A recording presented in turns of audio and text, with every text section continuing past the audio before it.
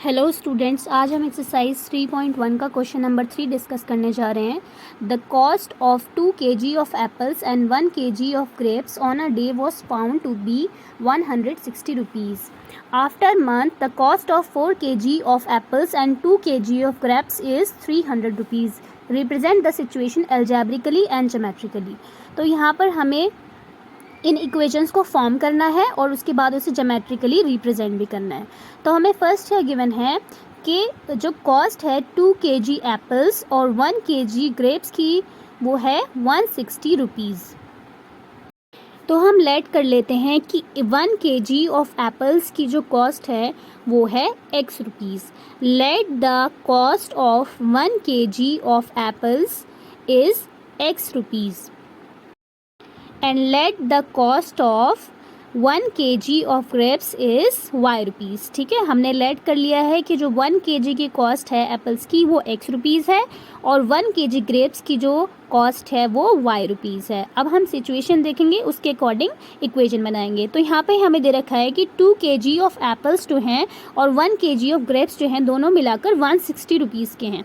तो यहाँ से हम इक्वेशन फॉर्म करेंगे तो हमें दे रखा है कितने एप्पल्स हैं, 2 kg एप्पल्स हैं। ये हो जाएगा 2 मल्टीप्लाई 1 kg एप्पल की कॉस्ट कितनी है, x रुपीज़ है, तो ये हो जाएगा 2 मल्टीप्लाई x प्लस यहाँ पे दे रखा है 1 kg ग्रेप्स, ये कितने, इसकी कॉस्ट क्या है, y रुपीज़ है, तो ये 2x plus y is equals to दोनों मिलाकर क्या कॉस्ट है 160 रुपीज़ है।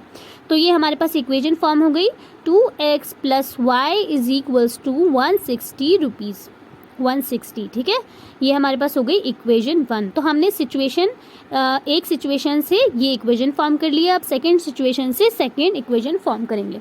तो यहाँ पे हमें दे रखा है कि 4 kg ऑफ एप्पल्स जो हैं और 2 kg ऑफ ग्रेप्स जो हैं उन दोनों की कॉस्ट मिलाकर क्या है 300 रुपीज़ है।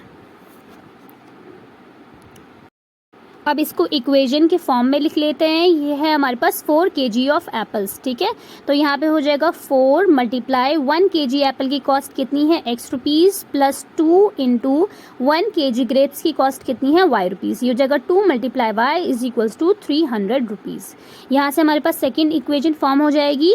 तो ये हो जाएगा हमारे पास 4x plus 2y is equals to 300। ठीक है, ये आ गई है हमारे पास इक्वेशन नंबर 2। अब दोनों इक्वेशंस आ गई हैं, हम बारी बारी से इक्वेशन में से x और y की वैल्यू निकालेंगे और फिर उनको ग्राफ में प्लॉट करेंगे। ठीक है, तो सबसे पहले हम इक्वेशन नंबर 1 से निकाल रहे हैं फ्रॉम इक्वेशन 1। क्या थी हमारे पास इक्वेशन 1, ये है 2x plus Y is equals to 160। ठीक है, यहाँ पे हम सबसे पहले क्या करेंगे, x की जगह पे कोई वैल्यू रखेंगे तो y की वैल्यू आ जाएगी और y की जगह पे अपनी मर्जी से कोई वैल्यू पुट करेंगे तो x की वैल्यू आ जाएगी। ठीक है, तो सबसे पहले हम यहाँ पर y की जगह पे रख रहे हैं 0। ठीक है, अब हमने यहाँ पर y 0 पुट किया तो क्या आ जाएगी x की value 2x plus 0 is equals to 160। यहाँ पे आ जाएगा 2x इज इक्वल्स टू 160, 2 चला जाएगा यहाँ से डिवाइड में, ये आ जाएगा 2 1 ज़ा 2, 2 8 ज़ा 16, 0 का 0, ये हो जाएगा x इज इक्वल्स टू 80। यानी कि जब हमने y की वैल्यू 0 रखी तो x आ गया हमारे पास 80। अब हम क्या करेंगे, यहाँ पर x की कोई वैल्यू पुट करेंगे और जिससे हमारे पास y की वैल्यू निकल जाएगी। ठीक है, तो यहाँ पर हम x की वैल्यू रख रहे हैं 10। अब इस इक्वेशन में हम x की जगह पर 10 रखेंगे तो ये हो जाएगा 2 into 10 plus Y is equals to 160।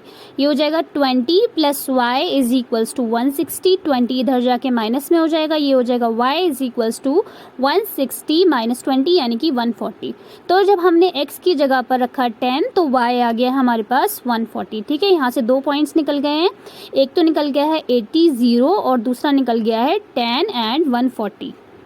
अब इन पॉइंट्स को हम ग्राफ में प्लॉट कर लेते हैं। तो ये है x पे 80 और y पे 0, तो यानी कि हमने लेना है x पे 80, तो x का पॉजिटिव 80 ये हो जाएगा हमारे पास और y पे 0 ये हो जाएगा हमारे पास, तो ये पॉइंट आ जाएगा 80 0। ठीक है, ग्राफ को भी हमने 10 10 के डिफरेंस में बना लिया है क्योंकि हमारे पास पॉइंट इसी तरीके से थे 10 140 80 0। ठीक है, तो इस तरीके से हमने 10 के डिफरेंस में बना लिया। सेकंड है हमारे पास x पे 10 और y पे 140, तो x पे 10 तो हमारे पास ये हो जाएगा पॉजिटिव और y पे 140 हमारे पास ये हो जाएगा। तो इन दोनों का मिलाकर हम ये पॉइंट निकाल लेंगे, ये हो जाएगा x पे 10 और y पे 140, ये पॉइंट हो जाएगा हमारे पास। ठीक है, यहाँ से हमने ले लिया है x पे 10 और ऊपर से ये इधर y पे 140, ये पॉइंट हो गया हमारे पास tan 140। ठीक है, अब 2 पॉइंट्स आ गए हमारे पास इस इक्वेशन के, तो यहाँ से हम लाइन ड्रॉ कर लेंगे और ये इस इक्वेशन की लाइन आ जाएगी। दोनों को मिलाकर एक लाइन ड्रॉ कर लेंगे। ये हमारे पास आ गई है इक्वेशन नंबर 1 की लाइन। ठीक है, इसी तरीके से अब हम इक्वेशन नंबर 2 से पॉइंट फाइंड करेंगे और फिर उसको ग्राफ में प्लॉट करेंगे। ठीक है, तो हमारे पास सेकंड इक्वेशन क्या थी, 4x + 2y = 300। तो यहाँ पर हम क्या करेंगे, इसमें भी हम x की जगह कोई वैल्यू पुट करेंगे अपनी मर्जी से, तो y की वैल्यू आ जाएगी, y की जगह कोई वैल्यू पुट करेंगे तो x की वैल्यू आ जाएगी। ठीक है, तो सबसे पहले हम इस इक्वेशन में y की जगह पे रख रहे हैं 0।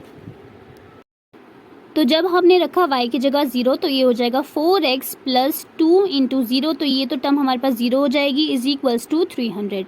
यहाँ हो जाएगा 4x = 300, 4 मल्टीप्लाई में था, डिवाइड में चला जाएगा, तो ये हो जाएगा 300/4, इसको डिवाइड कर लेंगे तो आ जाएगा 75। तो जब हमने y की जगह पर रखा 0 तो x की वैल्यू आ गई हमारे पास 75। अब हम क्या करेंगे, यहाँ पर x की जगह पे कोई वैल्यू पुट करेंगे तो y की वैल्यू आ जाएगी। अब इस इक्वेशन में हम x की जगह पर रख रहे हैं 10, तो ये हो जाएगी 4 × 10 + 2y = 300। ये हो जाएगा 40 + 2y = 300। यहाँ 40 प्लस में इधर जाके माइनस हो जाएगा 300 से, तो ये हो जाएगा 260। ठीक है, तो ये 2 रखा है यहाँ पे, मल्टीप्लाई में डिवाइड में चला जाएगा, तो y की वैल्यू आ जाएगी 260/2 यानी कि 130। तो जब हमने x की जगह पे रखा 10 तो y आ गया हमारे पास 130। पॉइंट्स निकल गए यहाँ पर 75, 0 एंड 10, 130। ठीक है, अब इसको भी ग्राफ में प्लॉट कर लेते हैं।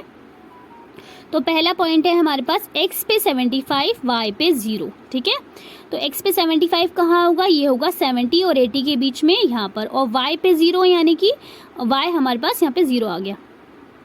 ठीक है, ये 0 हो गया y, तो ये पॉइंट आ गया हमारे पास 75 एंड 0। अब सेकेंड पॉइंट जो है इसको भी प्लॉट कर लेते हैं। ये है x पे 10 एंड y पे 130। तो x पे 10 हमारे पास ये हो गया है और y पे 130 हमारे पास ये हो जाएगा पॉइंट। तो ये जो पॉइंट निकला है ये हो जाएगा x पे 10 एंड y पे 130। अब 2 पॉइंट्स मिल गए हमारे पास, ये इन दोनों को मिलाकर एक लाइन ड्रॉ कर लेते हैं और ये जो लाइन आएगी हमारे पास ये इक्वेशन नंबर 2 की लाइन आ जाएगी। अब यहाँ पर इन लाइंस के नाम लिख देते हैं कि कौन सी लाइन कौन सी इक्वेशन की है। तो ये फर्स्ट वाली लाइन इक्वेशन नंबर 1 की थी, ये क्या था, ये था 2x + y = 160। और ये जो सेकेंड लाइन थी ये थी 4x + 2y = 300। ठीक है, आई होप कि आपको समझ में आ गया होगा। Thanks for watching, please subscribe.